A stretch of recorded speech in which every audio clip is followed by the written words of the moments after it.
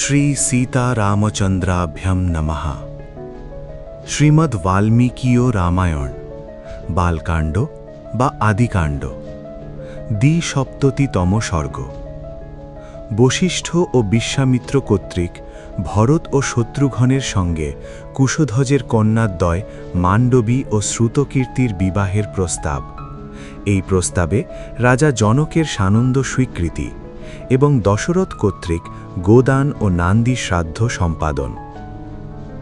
বিদেহরাজ বীর জনক উক্ত বাক্য সকল বললে মহামুনি বিশ্বামিত্র বশিষ্ঠের সঙ্গে মিলিত হয়ে একসঙ্গে রাজা জনককে বললেন, হে নরশ্রেষ্ঠ, ইক্ষ্বাকুদের এবং বিদেহদের বংশ অচিন্তনীয় এবং অপরিমেয় মহিমাময়।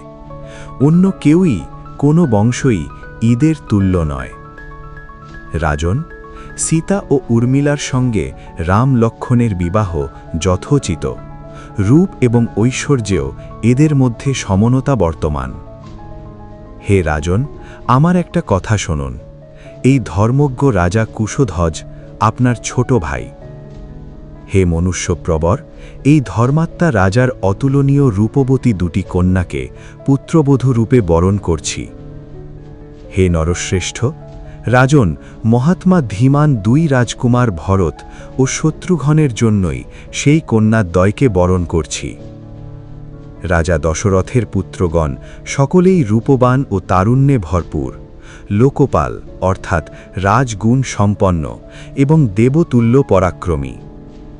হে রাজেন্দ্র, আপনার মতো পুণ্যকর্মার সঙ্গে বৈবাহিক সূত্রে উভয় রাজবংশকে অর্থাৎ ইক্ষ্বাকু বংশ এবং জনক বংশকে আবদ্ধ করে ইক্ষ্বাকু কুলকে ধন্য করুন।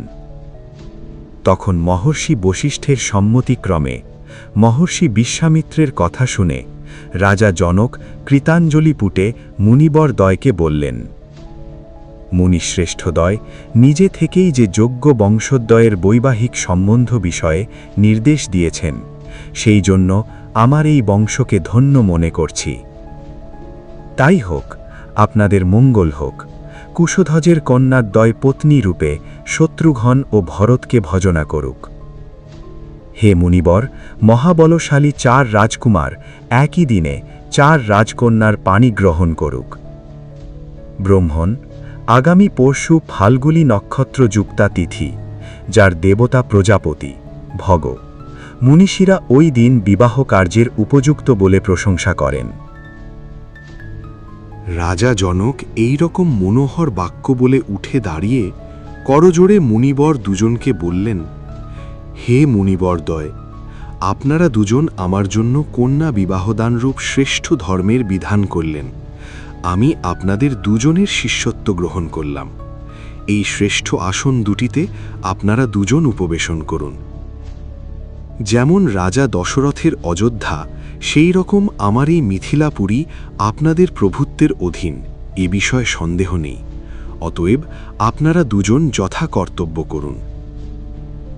বিদেহরাজ জনক সেই কথা বললে রঘুকুল নন্দন রাজা দশরথ সানন্দে প্রত্যুত্তরে রাজা জনককে বললেন, হে মিথিলাধিপতি ভ্রাতৃদ্বয়, আপনারা অসংখ্য গুণসম্পন্ন, কারণ আপনারা রাজন্যমণ্ডলী ও ঋষিকুলকে বিশেষ সম্মান করেন।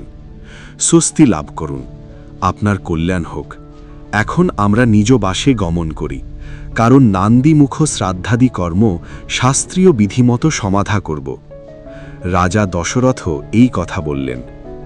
রাজা জনককে এই বলে বিদায় জানিয়ে মহাযশস্বী রাজা দশরথ মহর্ষি দুজনকে পুরো ভাগে নিয়ে শীঘ্র চলে গেলেন। রাজা দশরথ স্ববাসস্থানে গিয়ে শাস্ত্রীয় বিধান অনুসারে আভ্যুদায়িক শ্রাদ্ধাদি ক্রিয়া সমাপনান্তে প্রভাতে নিদ্রথিত হয়ে উত্তম গোসমূহ দান করলেন।